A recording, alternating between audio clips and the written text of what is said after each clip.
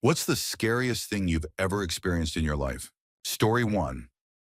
Standing on the front stoop of my apartment at 2 a.m. smoking a cigarette, everything was completely silent the entire time I was standing there. All at once a train horn blew. The little 5-year-old girl next door screamed, and a sudden gust of wind came out of nowhere and slammed the open door against my shoulder. For exactly 1 second, I genuinely thought something unseen was attacking me, and my heart was pounding so hard I almost felt like I might cry. It honestly felt like it took a couple of years off my life. For the record, the little girl probably screamed because she and her mom usually stayed up late and were likely playing. Story 2.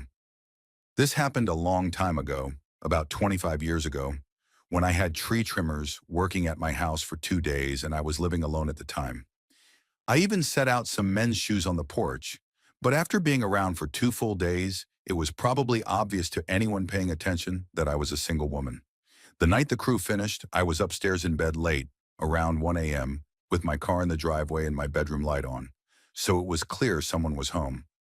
I was reading when I heard a noise downstairs, something familiar that I couldn't place at first, and then I heard it again, followed by things falling to the floor. I suddenly realized it was the sound of one of my window screens being pushed open and the books I had lined up on the sill falling. I froze in fear for a full minute, listening with all my senses on high alert, and then I heard another thump that I assumed was someone's feet landing on the wooden floor. There was someone inside my house. I grabbed the bat beside my bed and went to grab the phone, but this was before cell phones, and I had left the cordless downstairs. I locked my bedroom door and started shouting that I knew someone was there, that I had a weapon, and that I was already on the phone with the police. I pretended to talk to 911 as I opened my bedroom window and removed the screen in case I needed to jump. Something, maybe my yelling or the noise I made, set off my neighbor's dogs, and their movement triggered the motion lights in their backyard. I stood at my door with my ear pressed to it, listening while pretending to continue the 911 call, ready to hear the old wooden stairs creak if anyone came up. But everything went silent. Then I heard a scuff, the window downstairs rattling again, and the sound of someone running beneath my window as they jumped back out the same way they came in. I looked out but couldn't see anything, and I never found out whether it was my shouting, the mention of the police, or the dogs that scared him away. I had to go downstairs to get the cordless phone and call the police, and I stood listening for a long time, terrified and shaking with so much adrenaline, I thought my heart might give out. When I finally unlocked my door, bat in hand, I crept downstairs, grabbed the phone, ran back up, locked the door, and called 911 until officers arrived. When they searched the house, the study window was standing open with the screen removed. My books were scattered, and bits of dirt and leaves from someone's shoes were on the floor, with a step stool from my garage outside the window. Seeing that dirt on my floor was the moment I knew someone had truly been inside. He had entered knowing I was home. The police immediately asked whether I had any recent work done, and of course I had. The tree trimmers, who had spent 2 full days around the house and likely realized I was alone. After that night, I was terrified to stay there, feeling lucky he got scared off, but violated and worried he might return. So I spent months staying with my mom or having someone stay at my place. The window lock had been broken, which was the only reason it was left unsecured, and I had it fixed and added nails for extra security since I couldn't afford a full system. The company was contacted, but with no proof there was nothing more to do than inform the owner. It was one of the most frightening experiences of my life, knowing someone climbed into my home late at night while I was there. And I am genuinely grateful things did not end differently because he was not there to steal. He knew I was home and still came in. Story 3. Home invasions are no joke. About 3 years ago, I was home at night, cooking at around 3:30 in the morning because I do catering and had an event coming up, and I heard noises outside my ground floor basement apartment window that I had left slightly open for air circulation. I assumed it was just raccoons or something similar, but I was very wrong. When I looked over, I saw 2 hands gripping the edge of the window beneath the blinds, and when I yelled asking what was going on, the entire window was ripped off the hinges, a foot came through the screen, and suddenly an intoxicated and disheveled man around 6 feet 2 inches and about 250 pounds stepped into my kitchen, while I, a much smaller woman, stood frozen in fear. He lunged toward me, grabbed my arm, and left a bit of blood on me. And at that point, my brain finally reacted, and I ran for the door, which thankfully was a straight shot from the kitchen. As I ran up the stairs toward the first floor of the building, he chased me, grabbed my legs, and tried to pull me back down. But I kept managing to break free while screaming for help.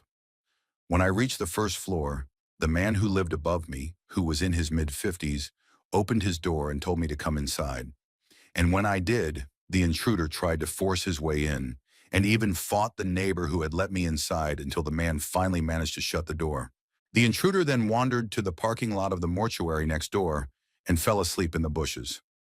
The police arrived within about 10 minutes, and their dogs found him quickly, still asleep. I was brought out to identify him, and after confirming it was him, he was taken into custody. Later, the officers told me two things that stuck with me. First, judging by the scene, he had likely been watching me through the window for quite a while. And second, when arrested, he immediately explained unprompted that he could not have harmed that girl because he believed his medication prevented it. He ended up getting about 1 year in prison. I had re-signed the lease for another year just 1 week earlier, which made the following year extremely difficult, especially because my ex-husband thought it was funny to pretend someone was breaking in late at night and would laugh or get upset when I had panic reactions. It was a very rough year, but I eventually left both the apartment and that relationship, and life has been much better since. Story 4.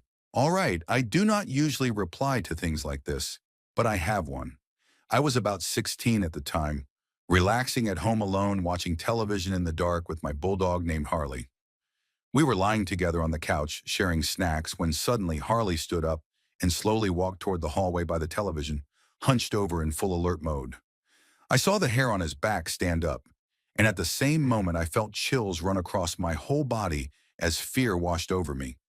I slowly stood up too, and we both stared into the hallway, which looked darker than the rest of the house and felt as if something unseen was standing there looking back at us. After a moment the feeling passed. Harley relaxed, and I ran to turn every light in the house on. I still get chills thinking about it to this day.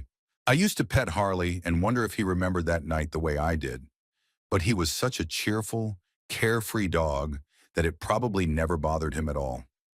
He passed away in 2010 at the age of 12. Story 5. When I was maybe 6 or 7 years old, I spent the night at my grandparents' house and was lying on the couch trying to fall asleep when I heard whispering. There was a painting of my aunt on the living room wall, and it sounded like it was talking to me in her voice, asking if I was behaving and talking the way she normally would. She told me to wake up my grandfather because she needed to talk to him, and when I did, he realized she was not there and started scolding me. In the middle of that, he noticed someone moving outside the window, grabbed his pistol, and told me to stay with my grandmother.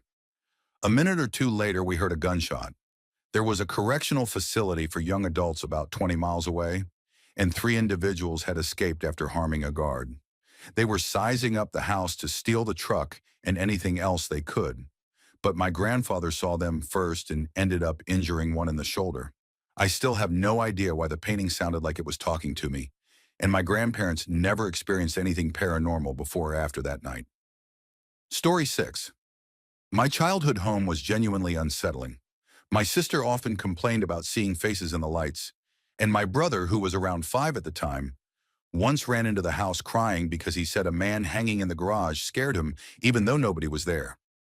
I woke up once to a dark figure standing by my bed and slept on my parents' bedroom floor for days afterward. In the basement, there was an actual cave with dirt walls that went back maybe 15 feet, and since I never went inside, I have no idea what was in it. Electronic devices would turn on by themselves, and our dog would stare at one corner of a room and growl. Eventually, we bought the house across the street.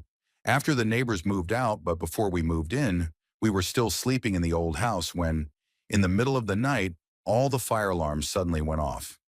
My dad checked everything, and it was fine, so he removed the batteries and we went back to bed. An hour later, more alarms went off, including the carbon monoxide detectors and the fire alarms without batteries. My dad turned them off, we grabbed blankets and sleeping bags, and we all left to sleep in the living room of the new house across the street. The next day, someone checked for carbon monoxide, and reported everything was normal. We moved in immediately and never slept in that old house again, and I have never experienced anything paranormal since. Story 7. I was 7 years old and my two sisters and I were home alone in our new house that was still unfinished, with no phone or anything installed yet, and our mom was in the city a few hours away and would not be home until late. The house was deep in the countryside with a quarter-mile gravel driveway, and the closest neighbors nearly 2 miles away. We were playing cards when our dog suddenly started barking like crazy, and my sister, who was around 11 or 12, went outside and saw an old pale green van driving slowly down our driveway before stopping halfway, and a person got out and approached our dog. She was a friendly dog and not aggressive at all, so she went right up to him and he coaxed her into the van before they continued driving toward the house, which made my sister run inside, lock all the doors, and start panicking. After about 5 minutes of hearing our dog's muffled barks, there was loud banging on the doors as if people were trying to get in. So we went downstairs where they could see someone was home, and we saw 3 men dressed in all black with ski masks, one of whom was a little person, standing outside waving at us before trying even harder to force their way in and break the windows. Our windows were thick, double-pane semi-plexiglass that were apparently impossible to break. So we ran upstairs, hid in the attic armed with a hammer and screwdrivers, and listened for almost an hour as they banged on everything and yelled that they were going to get in and that we should let them so no one would get hurt. Eventually we heard them drive away, and after waiting about 20 minutes, my sister went to bring our dog into the attic. Around 2 hours later, someone came back and rang the doorbell and knocked nonstop for about 15 minutes, and although we never checked, we assumed it was the same people. I still get nightmares about it, even though it was about 20 years ago. Story 8. When I was 16, I was on a summer work exchange in Quebec, Canada, and one night I invited a friend from the program to stay over at my billet family's home. We slept downstairs in the basement, where they had a couch and a spare mattress. And although the event is fuzzy, I remember waking up sensing that something was wrong and seeing a shadowy figure standing above me before that figure reached down and touched my chest. I was in a fog and froze completely, and it seemed like the figure then went back upstairs and out the front door. I lay there in the dark and noticed that the stuffed animal I slept with, a gift from my boyfriend at the time, was now several feet away from the mattress. When I became more coherent, I started shaking because I knew something disturbing had happened. So I went upstairs and saw that the front door was wide open with the sunrise starting. I hurried up to the parents' bedroom and switched on the light, trying to explain that someone had been inside and touched me, but I was a panicked 16-year-old who did not have the French vocabulary for what had just happened. The billet mother seemed annoyed that I woke them, and it took a mix of broken French and hand gestures for her to understand, after which they called the local police, and an officer who spoke English came. Nothing ever came of it, and my friend who slept over somehow slept through the entire thing. Almost 15 years later, it still stays with me. Story 9, I got into an argument with my boyfriend over the phone, and because I was a reckless teenager, I decided to walk to his house in the middle of the night, even though that meant passing through a dim and questionable part of town. My 18-year-old self did not care, even though I was crying and stressed enough to get a nosebleed, so blood streaked my sweater as I kept going. I came across a group of 4 or 5 men who had a ladder propped against a wall leading into a wealthy subdivision home, and I froze the moment I saw one already climbing. They had not noticed me until one turned his head and looked directly at me, and my heart pounded so hard I could barely breathe.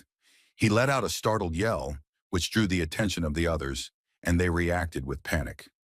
Seeing a crying girl with blood on her face and wearing pajamas apparently frightened them more than anything else, and combined with my long bangs and features, I probably looked like something out of a horror movie to them. The man on the ladder fell and the entire group ran to their car and drove off. For once in my life, I was grateful for my spontaneous nosebleeds. Story 10. As a young child, I had an imaginary friend who would step through the window beside me and sit to watch movies with me on an old television and VCR, and I remember clearly that I called him Sonny and that he was extremely tall enough that he had to bend down as he stepped into my playroom. The next part comes mostly from my mother's memory, because mine is fragmented, and I am not sure which parts are real recollection.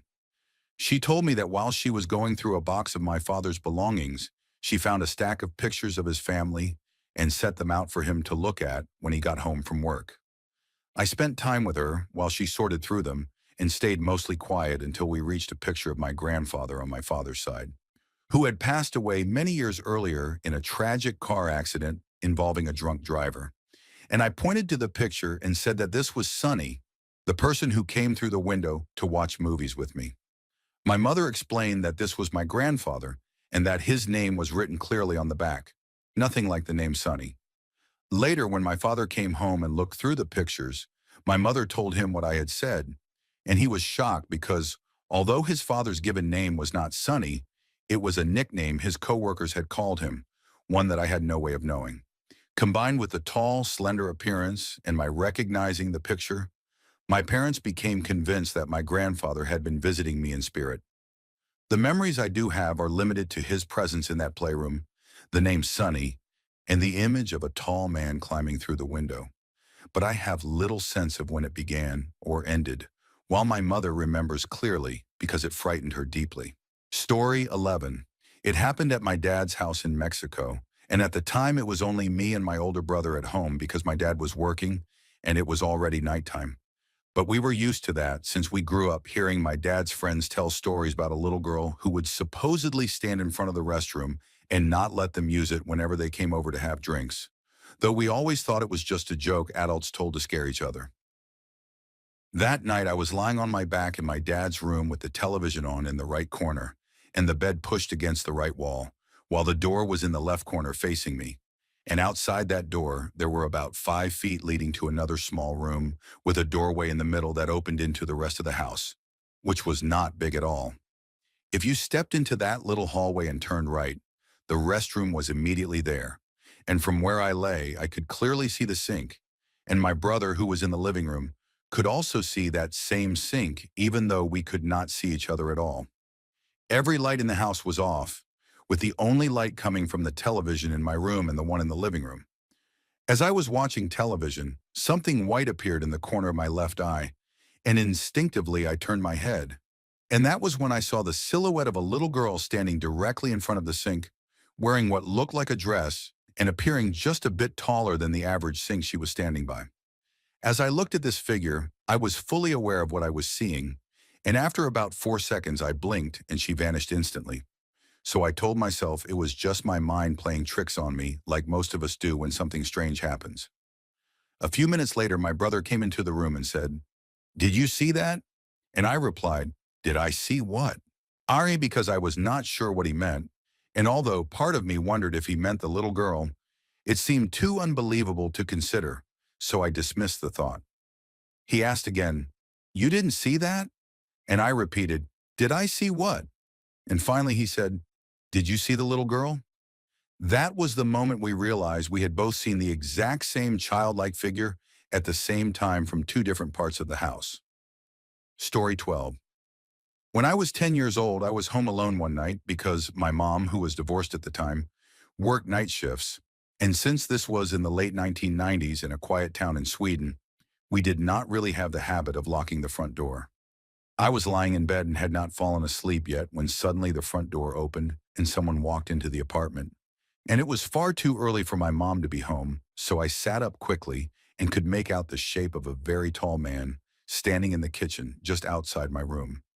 He stopped in his tracks and casually said hello, and when I switched on my nightlight, he immediately began making small talk in an attempt not to scare me, mentioning my mom by name and referencing things only someone who knew her would know, which reassured me a little but still felt wrong in some way. He started talking about my mom's antique flintlock ornaments, saying she had promised to sell them to him, and he kept looking around my room until he noticed my Nintendo 64 and asked if I was planning on selling it, which I wasn't.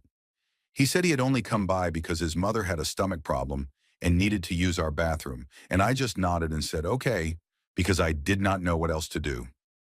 He walked out of my room and opened the front door again, and I heard someone else enter, speaking in a low voice that sounded like an older woman, and then he popped his head back into my room and told me I could go back to sleep and that they would be out shortly. I was still nervous, But I did what he said and turned off my light and lay back down, listening for almost half an hour as he moved through the apartment. Eventually, I heard the toilet flush, followed by the front door closing, and after waiting a moment, I got up, checked the apartment to make sure no one was still inside, locked the front door, and went back to bed. The next morning, my mom was confused about some missing items, and it turned out the man had taken our VCR, a couple of gold rings, and my mom's silk pajamas. Story 13.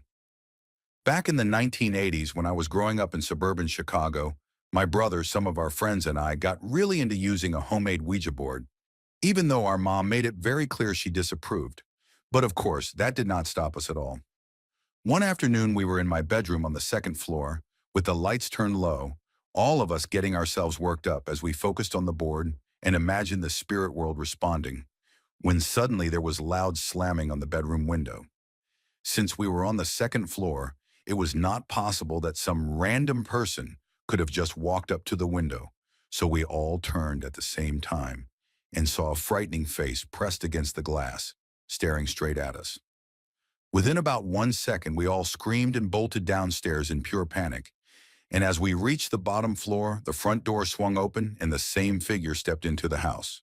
A moment later, the person pulled a stocking off their head, and we realized it was our mom, who had figured out what we were doing, gone out to the garage to grab a ladder, put a stocking over her head, climbed up to the second floor window, banged on it, and scared us so badly we probably lost 10 years of our lives. She stood there laughing hysterically while we tried to recover from the shock. Story 14. This is the story of how a deeply unsettling encounter with a frightening man at a harbor cafe ended up saving me from something far more terrifying. And it happened in the autumn of 1994 when I was 19 years old.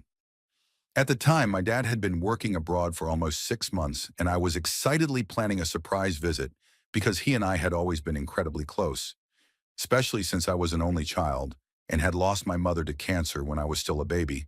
So our tiny family consisted only of the two of us, and he made up for everything by being the most wonderful parent imaginable.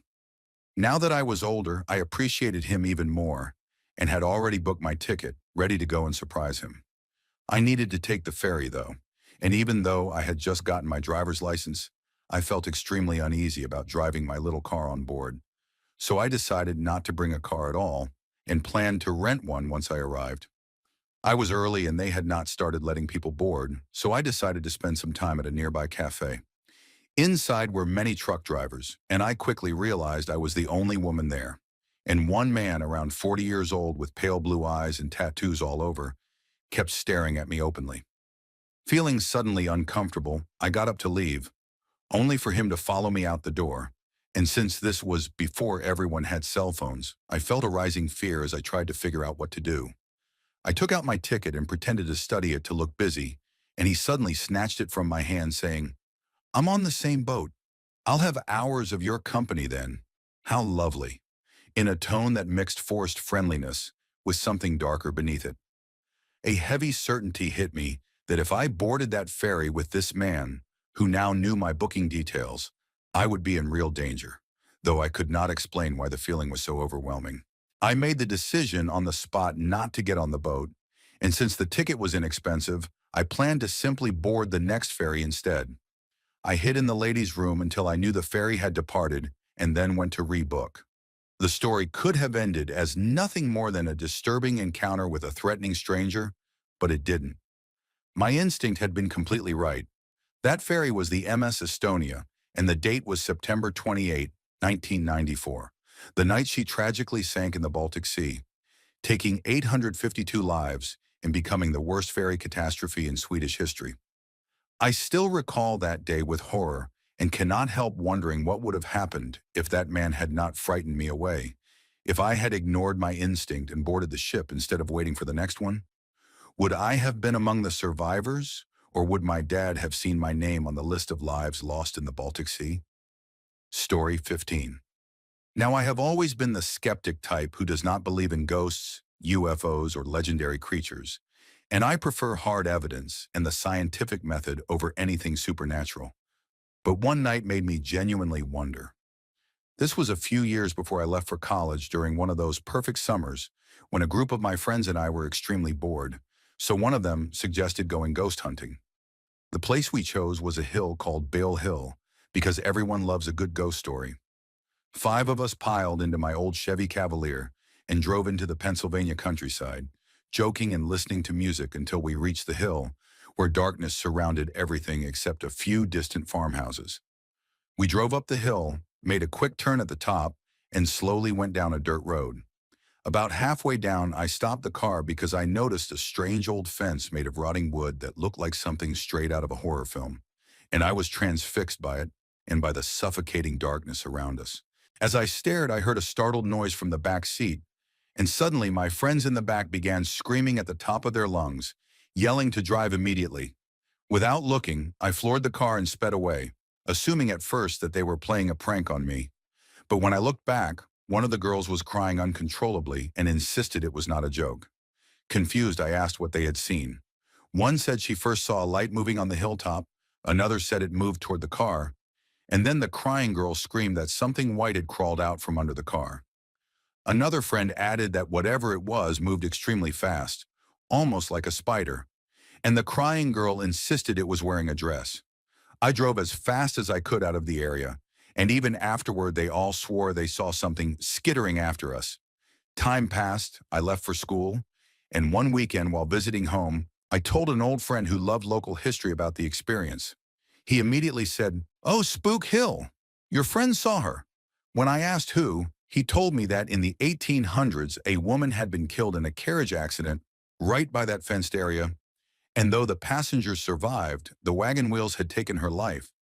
Legend said she still searched the hill with a lantern trying to find her way home, and with a grin he said, "You're lucky she didn't follow you home, young man." Even though I live 500 miles away now and remain a skeptic, that night on Beale Hill, with the lady in the lantern, still scares me every time I think about it. Story 16.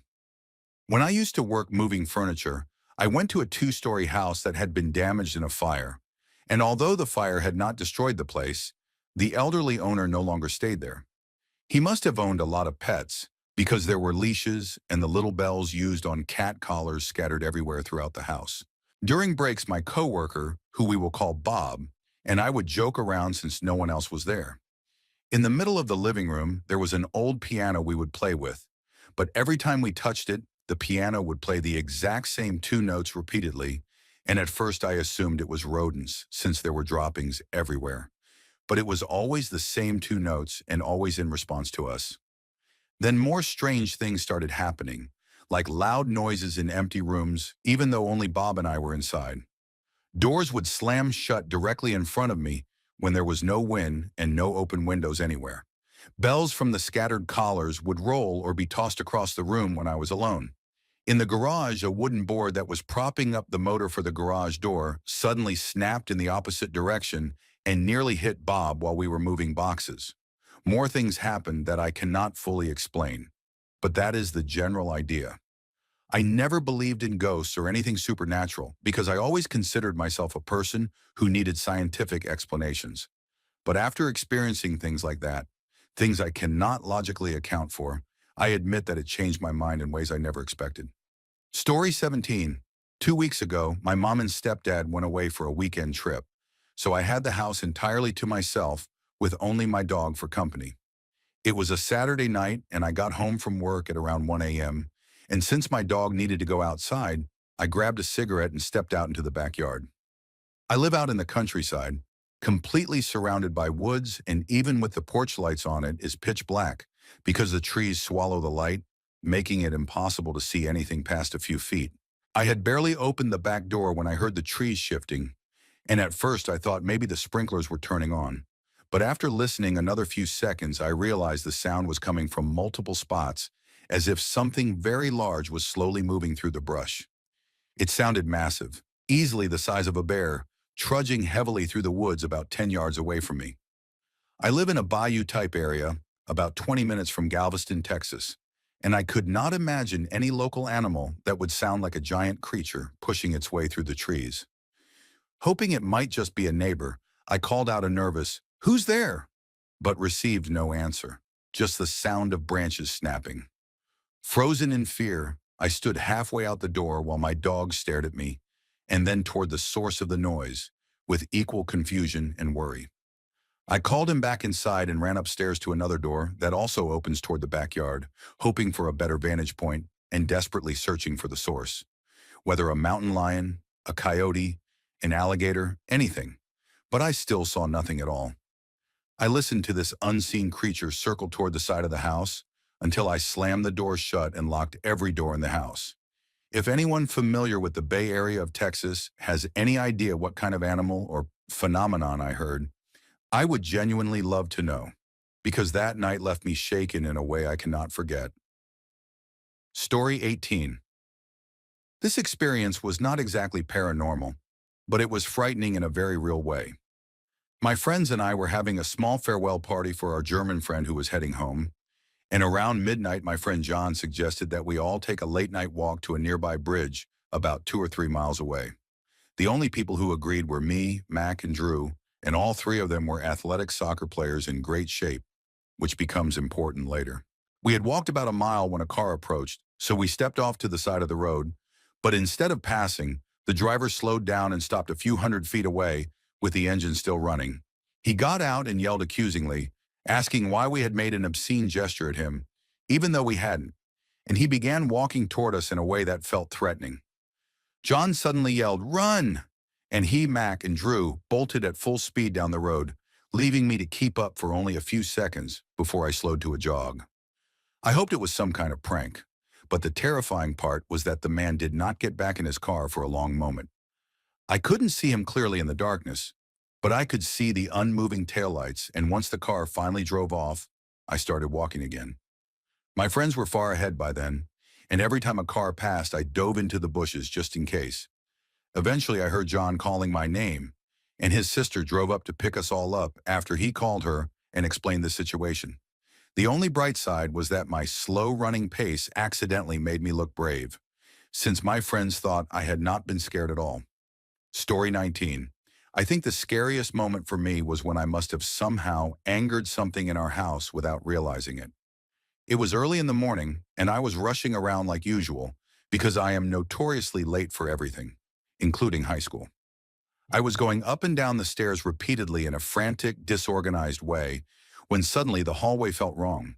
It seemed darker than normal, and the air around me felt filled with a kind of hostility, like the sensation you get when someone intimidating stands over you with malicious intent. Except this feeling came from the far end of the hallway opposite the stairs, even though no one was there. Feeling nervous, I turned toward the stairs, and that was when I could physically feel something terrifying rushing toward me. It was as if a long, twisted, clawed hand of pure darkness reached out and nearly grabbed me. I ran down the stairs as fast as I could, convinced that if whatever was behind me caught me, I would be harmed. I had never felt fear or vulnerability like that in my entire life. But the moment I reached the kitchen at the bottom of the stairs, the presence vanished instantly. It had chased me down the hallway and to the first floor before disappearing, either retreating or exhausting whatever energy it had. All I knew was that it felt deeply sinister. Since that day, I have been unusually mindful every time I use the stairs, just in case I might be crossing paths with something that does not want me there. Story 20. This happened in Memphis about 14 years ago, since I am 28 now, and it has been so long that I cannot fully remember the exact year anymore. I was in my room when I heard someone talking very loudly outside, so I peeked through my window and saw a man who I knew lived a few houses up the street parked in front of our home, pointing toward our yard and yelling. All of a sudden, he pulled out a firearm and began shooting at our house. I was terrified, but somehow unable to pull myself away from the window, and I heard my uncle shout for me to get on the floor, yet I remained frozen. Later, my dad told me that he heard the gunshots and that the moment he dropped to the ground, a bullet passed straight through the wall exactly where he had been standing. When the police arrived, they asked him to show them where the shots had entered, and our house had a small area off to the side that was very dark at night and covered in thick bushes. When my dad walked over to that spot, he suddenly yelled out and backed away because there was a boy around 16 or 17 lying still in the bushes, with a wound to the head and a firearm in his hand. My dad told the officers that I had witnessed everything, so I went with them to the station and identified the man who had been shooting. When they arrested him, he had tried to hide the shell casings by throwing them into his outside garbage bin. He told the police that the boy had been trying to steal substances from him, but whatever happened, it was something I have never forgotten. Story 21. I encountered a ghost for the first time when I was 12 years old while touring a house with my sister, my father, and a realtor because my dad was considering buying it as our next home. The house had been built in the 1800s, though that did not matter much since life and loss can happen in any home, old or new. The four of us were exploring the first floor, looking into closets and discussing the pros and cons of each room. My sister was wearing her favorite black ankle boots with buttons up the sides, chosen because they matched her old-world Victorian style, and I heard those boots clip-clopping up the stairs in an excited rhythm. Being the younger sibling who followed her everywhere, I immediately raced after her. I entered the bedroom at the top of the stairs but did not see her, so I rushed into the bedroom to the left, and she was not there either. I crossed back into the first bedroom and opened the long cupboard built beneath a slanted salt box roof, but she was not inside. I called out her name in a half-complaining tone, assuming she had already found an excellent hiding place, but then I heard her answer from the dining room downstairs. A cold rush of fear hit me because she said she had been downstairs the entire time and had not gone back up the stairs since our first walkthrough. I do not remember running down the stairs, only the dizziness and buzzing in my head as we left the house and returned to the car, while my father and sister calmly discussed the home as if nothing unusual had happened. To this day, I can still picture the pale green interior of that empty cupboard, still hear the hard-soled boots running up the stairs, the pitch rising as they reached the landing, and I still remember the moment I realized that from then on, I would never again be completely certain that I was truly alone inside my home. Story 22. When I was in college, I received a research grant to study the connection between tourism and ancient religious sites, focusing specifically on locations considered portals to the underworld in Greece and Belize. During my time in Belize, I befriended a bartender whose sister handled bookkeeping for a travel company, and she arranged an incredible opportunity for me to visit a newly opened cave that until then had only been accessible to researchers. I went with two men who were in training to become guides for the cave, as well as the main guide, who brought his wife and child. Before entering, I witnessed a Miyam purification ceremony, and inside the cave I saw ancient pots still dusted with remnants of chocolate, volcanic bloodletting knives, collection bowls, and even handled a stalagmite that had been used as a sacrificial club. Deeper into the cave, we came across a carved stalagmite, and our guide explained how the Maya priests would place a torch at its base, and the shadow cast on the wall would form the image of a jaguar. He had us sit in front of it, turned off our headlamps, and lit a small red lighter at the base. Even though it was such a tiny flame, in the extreme darkness of the cave, it projected a huge shadow that looked exactly like the head of a jaguar. As we watched in amazed silence, the shadow on the wall seemed to open and close its mouth and slowly turn toward us, and all four of us reacted the same way. We immediately switched our headlamps back on and hurried right out of that chamber without saying a word. Story 23. This happened over a decade ago when I was probably 16 or 17, and my mom's house was on the very last street of a large neighborhood, meaning there was no reason for anyone to drive past it unless they lived in one of the 20 or so houses at that end. The houses were close to the street, and both mine and my sister's bedroom windows faced the front yard and the road. I was lying on my bed, which was up against the window, watching television and talking to my boyfriend at the time on the phone when I got a message from a number I didn't recognize. This was before smartphones, so I ignored it and finished my call. When I hung up, there were multiple messages waiting, starting off casually by asking how I was and what I was doing, but quickly shifting into comments like, "Who are you talking to that's so important you can't answer me? That was a long phone call. Your show is ending. What's next?" Even referencing the exact show I had on, though I don't remember which one it was. Then the messages turned into descriptions of what I was wearing at that very moment. I kept calling and texting my boyfriend about it, and he insisted it was someone he had upset trying to scare me, which made no sense. but he was older and I thought he was cool. As the texts became more taunting and threatening, I woke my parents up and they called the police. The number traced back to a disposable phone, but the officers searched the neighborhood and found several spots in our neighbor's yard where someone had been sitting out of sight while watching my window. It also looked like they had walked through our backyard, peered into the downstairs windows, and even stood on our front porch. Nothing ever came of it, and I broke up with that boyfriend for unrelated reasons shortly after. And nothing like that ever happened again, though I keep my blinds closed much more now. Part of me still wonders if that boyfriend staged the whole thing so he could play the hero, because he kept insisting I shouldn't call the police and should let him handle it, right before I woke my parents. Story 24. This is the only strange experience I have ever had, and I never figured out what it was.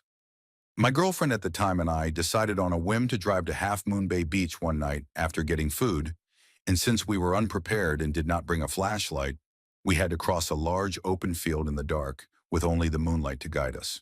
We walked maybe 50 yards when we noticed a black shape hovering just above the grass on the side of the path. We ignored it at first while keeping an eye on it, but then it started to move, and not knowing if it was an animal or maybe a bag blowing in the wind, we panicked and slowly walked back toward the car. Once we passed the shrubs and reached the cul-de-sac, where a streetlight illuminated the road, we turned around and, unbelievably, the dark shape had followed us. It was a black cloud-like form, about 2 feet tall, with no face or features, just an ink-like shadow sliding across the ground. It made no sound while crossing the grass and never changed shape. We sprinted to the car and left without looking back. If only I had seen it, I would have chalked it up to my eyes playing tricks on me. But my girlfriend saw it too.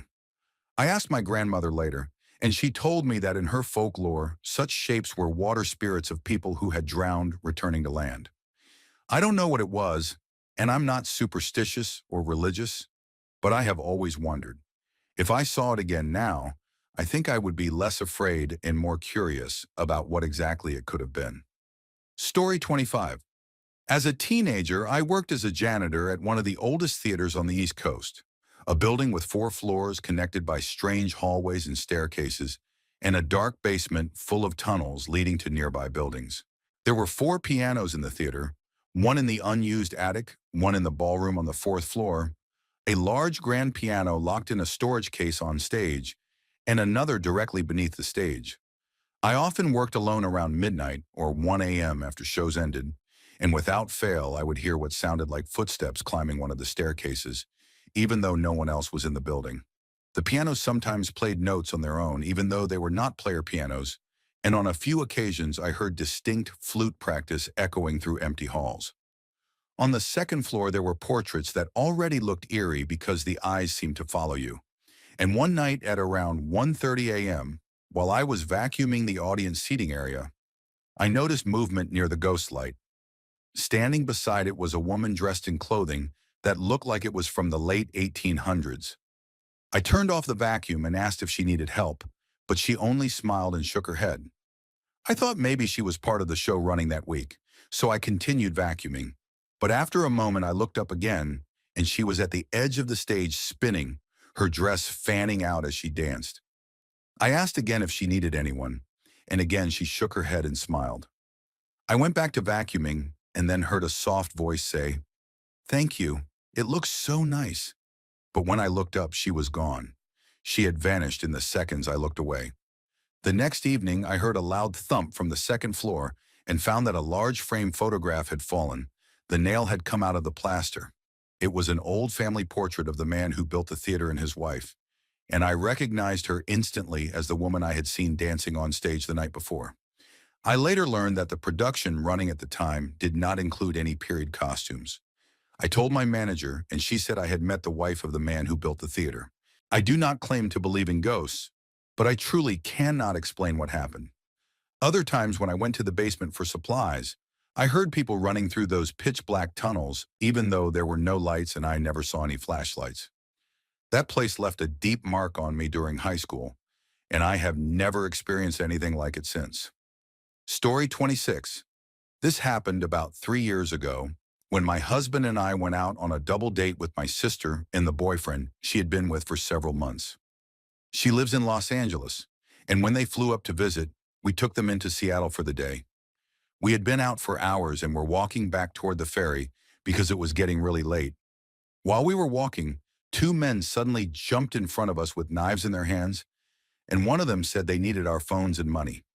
I froze completely, and so did my sister, while her boyfriend immediately jumped behind her.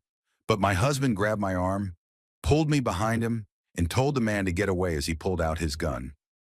The two men jumped back, and one ran immediately, but the other said something like, "We will be back," before taking off as well. That made everything so much worse because my husband told us we needed to move fast before they came back with friends. My sister and I took off our heels and ran barefoot in our dresses, while my husband stayed beside us and her boyfriend followed behind. It was around 20 blocks to the ferry, and the entire time I kept thinking those men were chasing us. Maybe they weren't, but I was terrified because my husband still had his gun in his hand, and I was convinced something terrible was about to happen. When we reached the terminal, he put the gun away, we bought our tickets, and we waited inside, where he kept pacing and watching the doors while my sister and I clung to each other. After a couple of minutes, those same two men showed up outside, but they did not buy tickets, so they couldn't come in, and it turned into a silent stare down between them and my husband until they finally left. Eventually, we boarded the ferry, found a booth away from everyone else, and I held on to my husband as if I were hanging off a cliff. I cried most of the ride because I was exhausted, relieved, and shaken, and later he told me my sister had been clinging to his other arm while her boyfriend sat across from us. When we got home safely, everything hit me all at once, and I clung to my husband even more. The next morning, my sister told me she had broken up with her boyfriend that night and that he booked an early flight home. I know I had never been so scared in my life, but I still look back at the moment my husband pulled me behind him with more love and respect than I can describe. Story 27. One of the creepiest things that ever happened to me was back in middle school, when my friend and I were hanging out at her house and went into the basement to grab a pizza and pick out a board game from the shelf. I remember turning away from the shelf to answer something she said when suddenly my mind felt foggy, and I instinctively raised my hands above my head because it felt exactly like cobwebs were wrapped around every one of my fingers, and I was trying to shake them off. At the same moment, I was seeing my friend doing the exact same thing, but it felt like I was seeing her partly with my mind rather than only with my eyes. Then everything stopped as suddenly as it had started. I lowered my hands and she lowered hers, and we just stared at each other in total confusion. It was a long time ago, so I honestly do not remember what we did afterward or if we even talked about it. To this day, I have no idea what happened. It could have been something supernatural or something happening in my mind, but it was the middle of the day in 6th or 7th grade, and I was a normal kid who did not drink or take anything and had never experienced anything like that before or after. Story 28. When I was in my early teens, my dad had a house in the Santa Cruz Mountains of California, and the summer after 8th grade, when I was around 13 or 14, we spent months building a fort together in the woods behind the house. It was incredibly solid, partly dug into the ground about 3 feet deep with a roof rising about 3 feet above the surface, supported by 4 heavy logs and covered with 2x4s, tarps, and layers of branches and brushes camouflage. Nobody except my dad and I knew where it was, and it was about a 20-minute hike into extremely dense forest.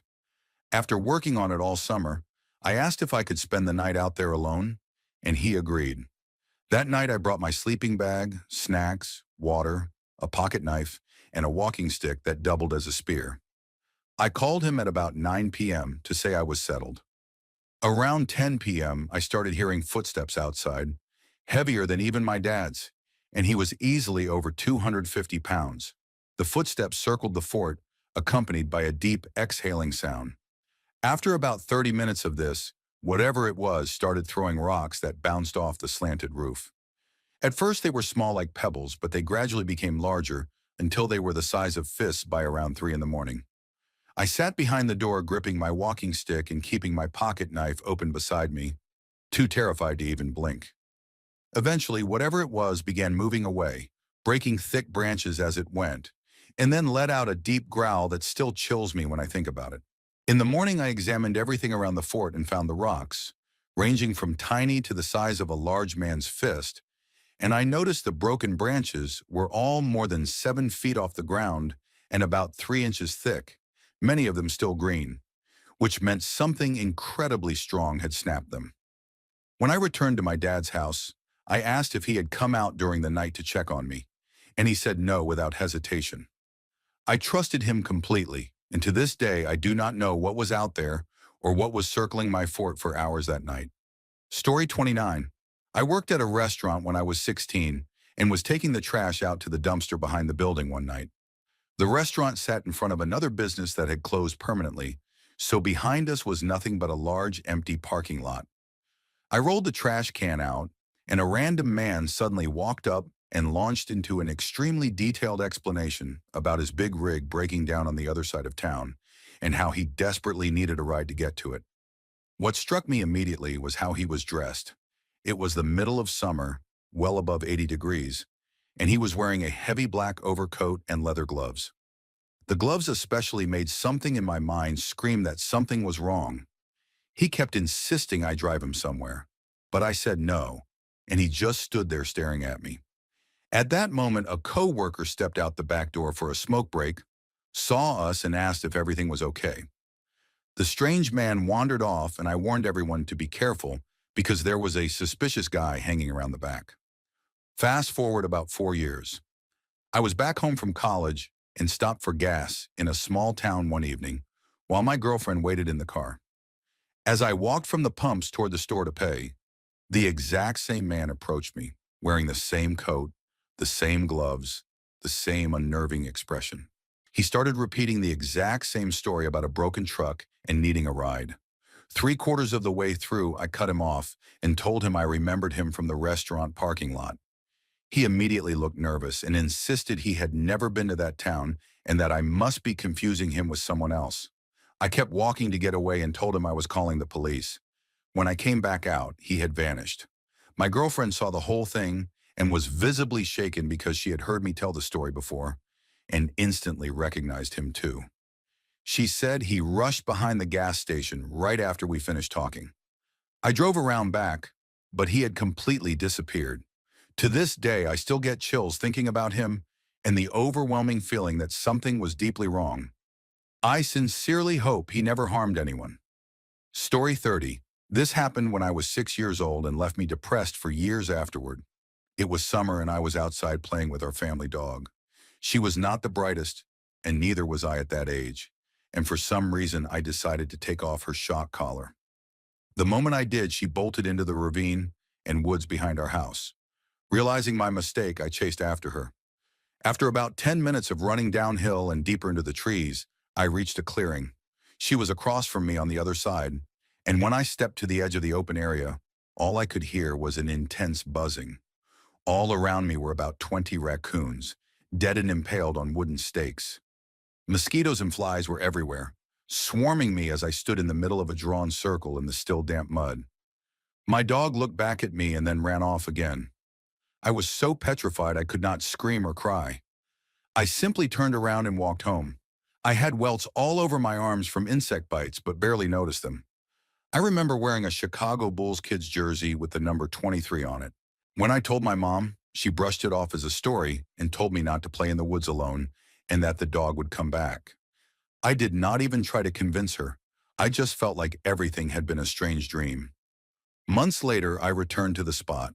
The circle and the raccoons were gone, but the stakes were still sticking out of the ground and trees, all angled toward where the circle had been. I could still see dried blood on some of the carved branches.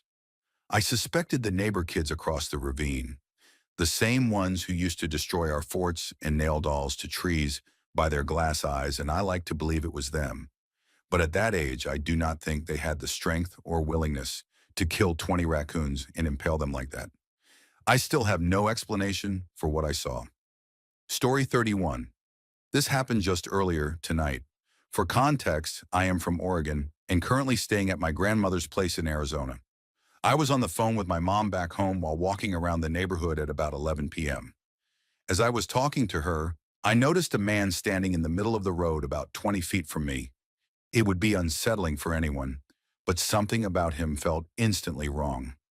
He was not wearing a shirt, and his hair hung to his shoulders. And although the only street light was behind him, making him appear as a silhouette, I could tell he was facing me. I told my mom to hang on and lowered the phone. He turned toward me and asked, "How's it going?" But his voice chilled me to the core. Even from about 15 feet away, his voice sounded like a whisper directly in my ear, perfectly clear. Too close, too intimate. I muttered something about just hanging out, and he stared at me and said, again in that unsettling, whisper-like tone, "Not too bad out tonight, huh?" It was so strange that I actually looked around to see if someone else was speaking, but there was no one. I backed up slowly, said yeah, and turned the corner. As soon as I was out of sight, I ran full speed until I reached my grandmother's gate. Only then did I realize my mom was still on the line, thinking I had been stopped by a police officer because I am 19 and had been walking around drinking a Mike's Hard. I told her what happened, and at first she thought I was exaggerating until I kept insisting how wrong the whole encounter felt. Later that night, I took my grandmother's dog out for a walk. It is summer in Arizona, so late at night is the only time it is cool enough, and when I passed the area where the man had been standing, the street was completely empty. No sign anyone had been there at all. Even writing this down now, I cannot shake how deeply unsettling that man felt in a way I still cannot explain. Story 32.